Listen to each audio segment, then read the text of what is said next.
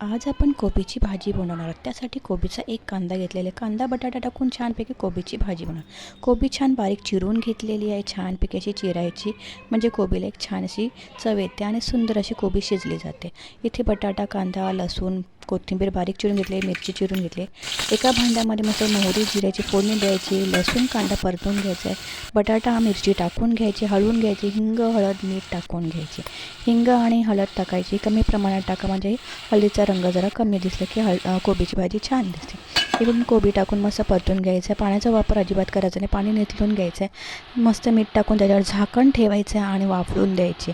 फक्त वाफेवर शिजून द्यायचे. झाकण ठेवून त्याच्यावर पाणी टाकायचं आहे, ठेवायचं आहे झाकणामध्ये. फक्त वाफेवर ही कोबीची भाजी शिजवायची.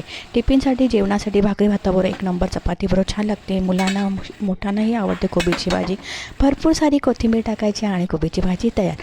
मस्तपैकी झालेले. आवडल्यास लाईक, शेअर, सबस्क्राईब. माझ्या रेसिपी आवडत असेल नक्कीच लाईक, शेअर, सबस्क्राईब करा. कमेंटमध्ये नक्कीच सांगा तुम्ही खाता का कोबीची भाजी आणि कोणाकोणाला कोबीची भाजी आवडते. कमेंटमध्ये सांगा मला. पुन्हा व्हिडिओ तोपर्यंत बाय बाय.